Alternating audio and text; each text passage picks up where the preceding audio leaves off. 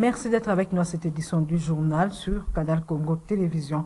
Le chef de l'État, Félix-Antoine Tshisekedi, a échangé ce jeudi 25 mai avec les Congolais vivant en Chine. Ainsi a-t-il dénoncé la collaboration entre la force de l'EAC et les rebelles du M23. Il a rassuré de la tenue des élections dans le délai.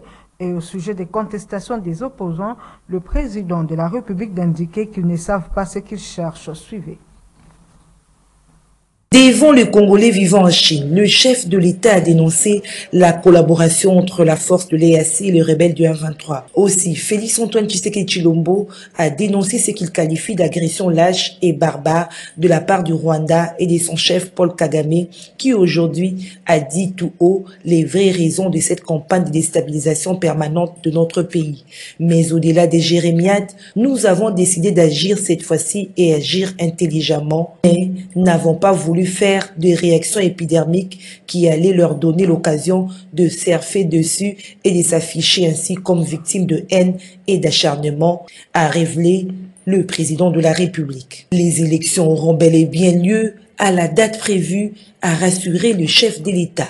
Personne ne nous empêchera de le faire, a-t-il martelé. Et au sujet des contestations de l'opposition, le président de la République pense que l'opposition ne sait pas ce qu'elle cherche. Elle a dénoncé la CENI, elle a dénoncé la Cour constitutionnelle, mais finalement, ces mêmes opposants ont rejoint quand même le processus. Ça me rappelle un peu 2018, lorsque les mêmes là étaient en train de dire on ne veut pas de la machine à voter, puis à une semaine des élections, on accepte la machine à voter. C'est la même chose. On dénonce, mais le lendemain, on va s'enrôler et on prend la carte. On ne sait pas ce qu'on veut. Et ça rejoint exactement les mêmes velléités de cet horrible voisin qui veut déstabiliser la République démocratique du Congo à l'Est et maintenant amener le foyer de tension au cœur de Kinshasa, tout en comptant aussi sur une ébullition du côté du Katanga. Nous sommes au courant de tout ça, ne vous en faites pas. Et nous allons nous défendre bec et ongle. Ce dont je suis sûr, c'est que nous ne perdrons pas cette bataille. Les élections auront bel et bien lieu à la date prévue par le calendrier et personne ne nous empêchera de le faire. Le chef de l'État, Félix-Antoine Tshisekedi, a également rassuré que dans les mois qui vont venir, dans les années qui vont venir, les RDC sera en abri de besoin. Cantonnement des mobilisés du M23 dans le Maniema, le Premier ministre Jean-Michel Sama Lukonde, disciple malentendu, éclaire la lanterne des autorités traditionnelles de cette province qui ont été reçues en audience le jeudi 25 mai 2023. Nadine Tchotchi-Gombo nous en parle. La question liée au désarmement, démobilisation et cantonnement des éléments du mouvement du 23 mars M23 était au cœur des échanges entre le chef du gouvernement Sama Lukonde et ses hôtes, avec en tête la délégation Sa Majesté Jean-Paul Maputa, président de la communauté autochtone de la ville de Kindu. Le Premier ministre Jean-Michel Sama Lukonde a éclairé la lanterne de ses autorités traditionnelles sur cette question qui a été perçue autrement par plusieurs langues.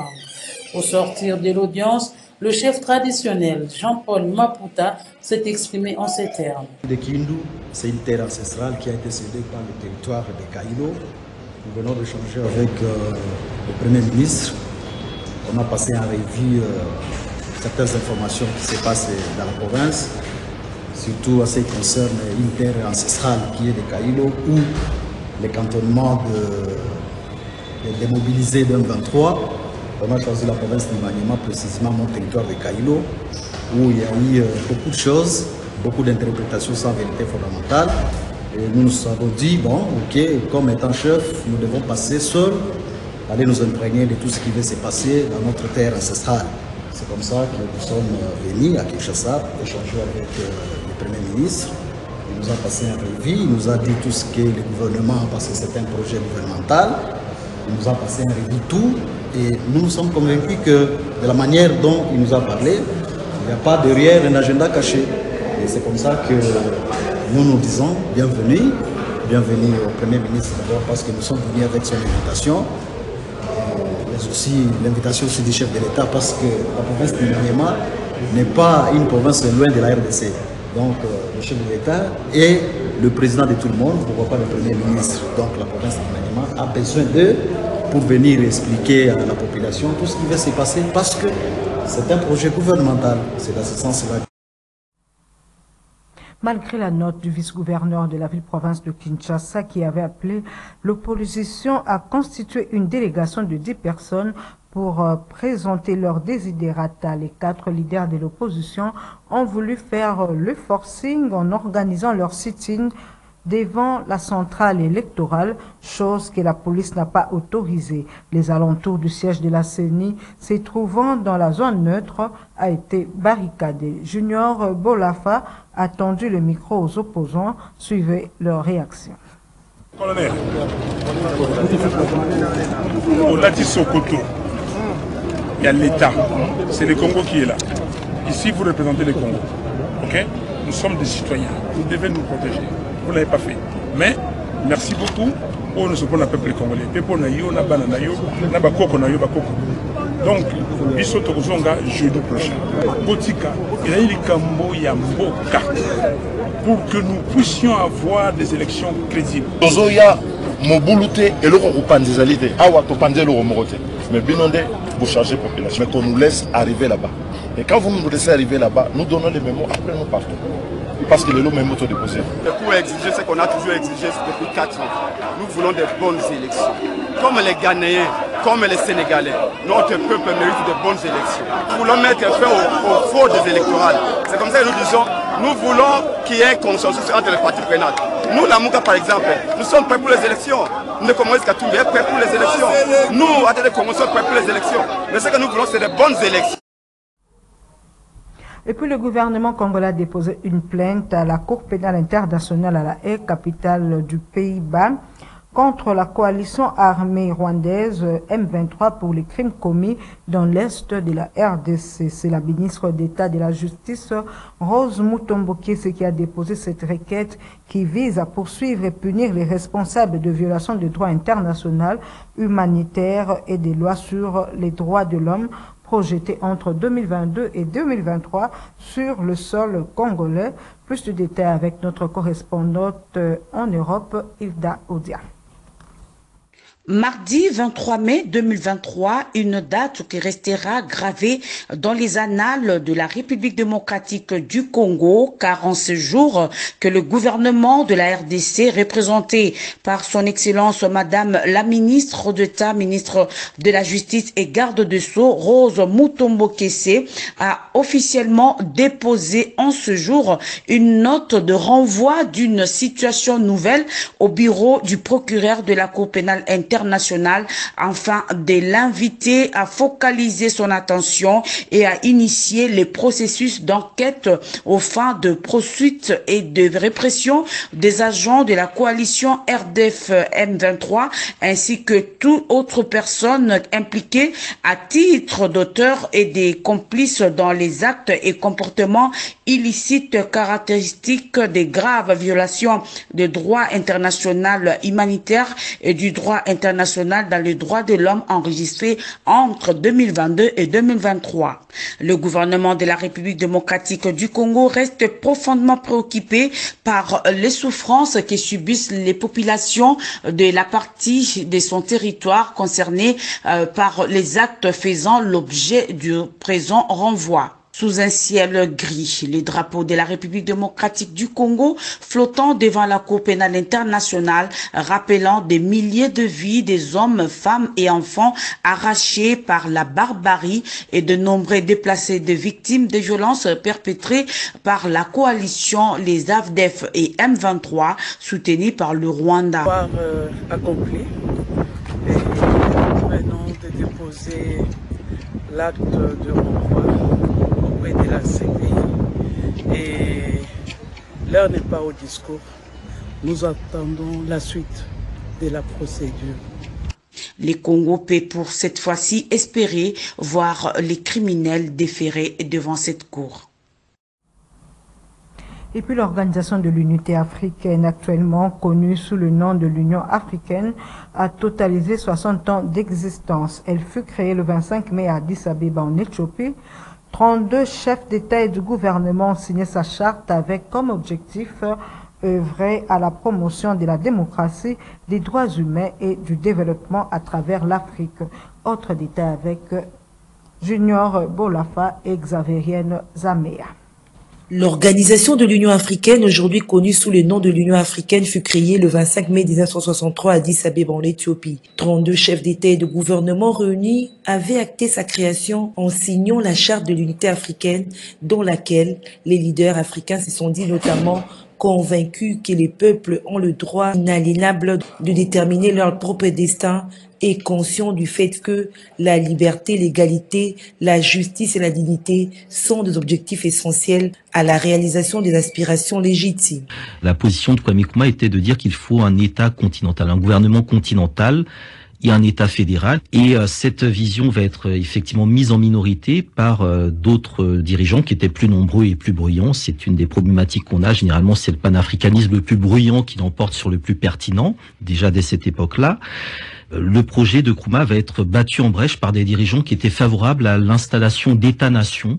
L'un des enjeux pour les Africains, c'était de montrer aussi à l'Europe, qui était à l'époque divisée, que l'Afrique pouvait incarner justement ce principe d'unité. S'exprimant à cette occasion, le président de la Commission de l'Union africaine, Moussa Faki Mahamat, d'indiquer que l'Afrique ne doit pas redevenir un terrain de bataille géostratégique. Ainsi, appelle-t-il le pays du continent à résister à l'instrumentalisation de grandes puissances sur fond de conflit en Ukraine. Moussa Faki Mahamat a salué les succès de l'OUA, celui des indépendances et de la victoire contre l'apartheid, celui des progrès économiques significatifs, de l'accroissement du rôle international de l'Afrique. Il a parallèlement énuméré le facteur négatif tels que les changements inconstitutionnels de gouvernement et leur cortège d'oppression et des bâillonnements de liberté, l'insécurité, l'extension du terrorisme, l'extrémisme violent, la circulation incontrôlée des armes, les effets négatifs du changement climatique.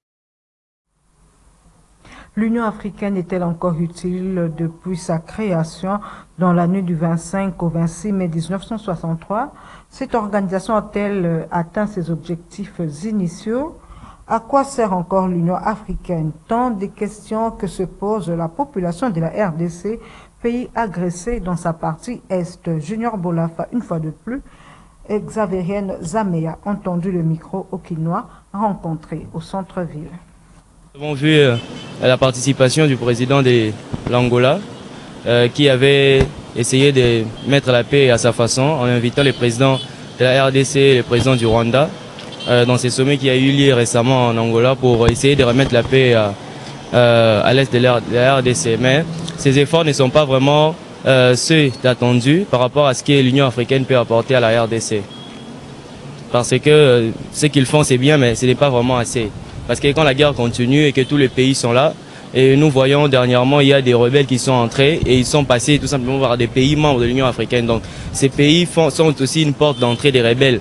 On est membre, bien sûr, mais on veut même des présidents. Anniversaire, le président Félix Tshisekedi était président, mais aussitôt cédé, et puis le prochain président qui est arrivé, c'est comme s'il n'a même pas la considération de son collègue précédent. Il ne tient même pas compte de notre guerre. Il n'évoque même pas ça à la table pour dire que voilà, la RDC est, surtout le mot agressé, c'est ce qu'il ne veut même pas utiliser. Et il dit que la RDC est en guerre à l'Est et tout ça, mais il ne veut même pas utiliser le mot agressé.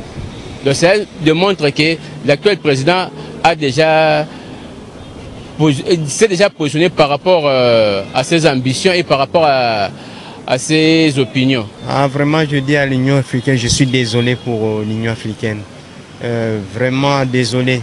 Il ne fait rien et tout. Et nous-mêmes, les Congolais, on est en train de se poumonner et tout. En tout cas, il y a toujours des problèmes. Et il y a toujours des problèmes. En tout cas, je suis désolé pour lui. Il n'est pas en train de travailler. S'il travaillait, nos compatriotes de l'Est ne pouvaient pas toujours subir des tortures, des morts et des morts à chaque instant. Donc l'Union africaine ne s'occupe pas de la RDC.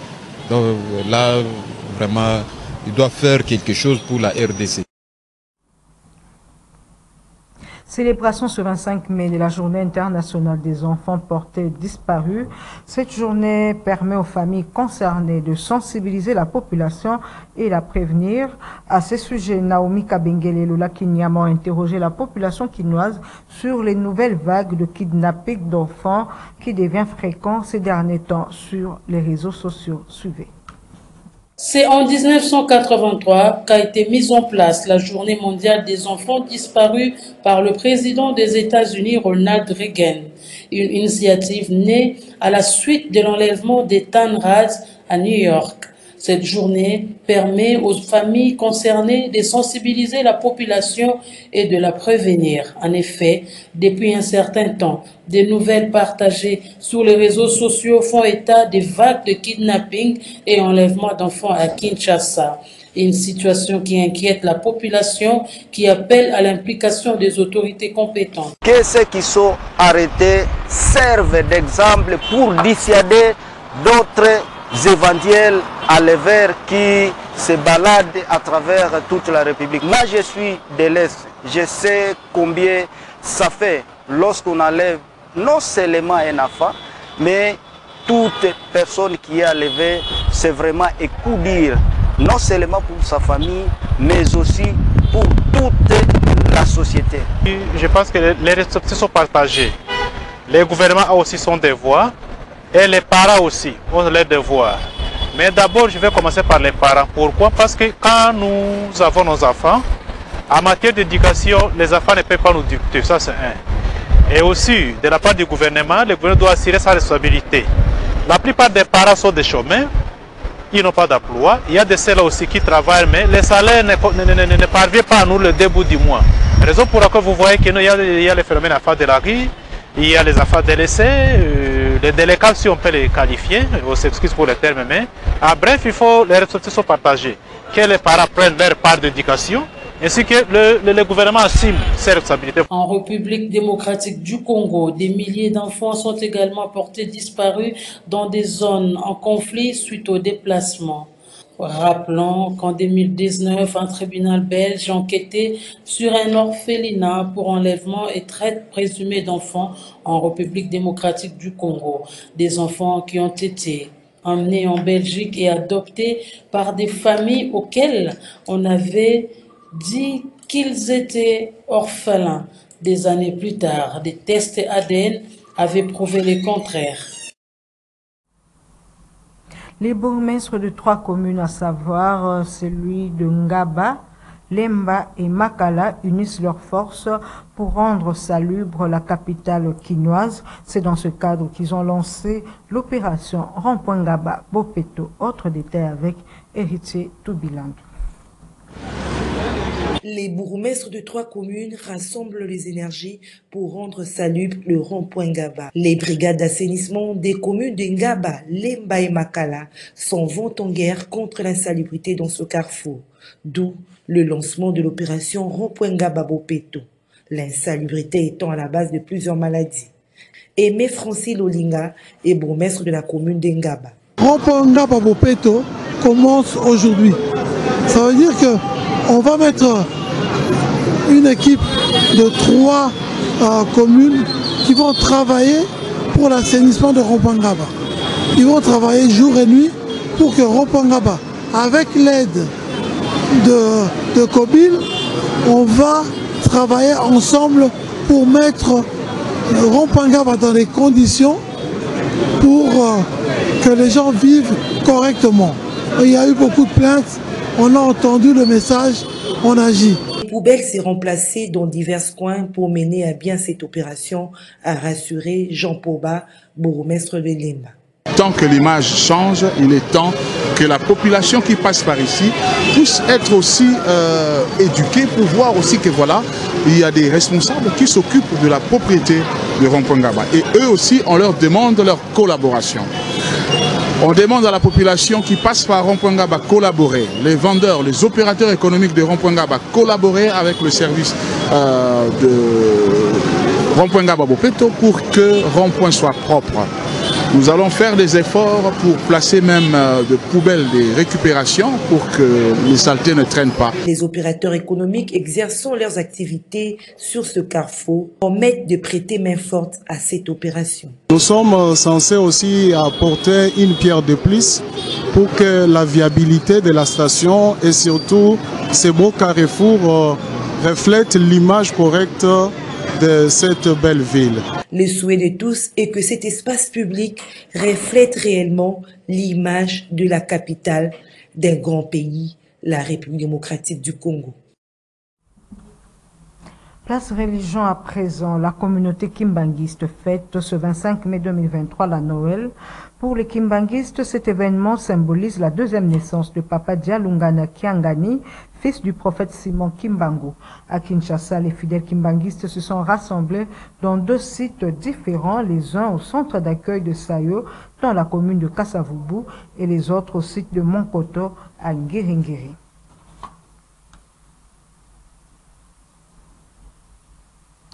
Merci de votre attention soutenue. C'est par ici que nous bouclons cette édition du journal sur Canal Congo Télévision. Merci de l'avoir suivi.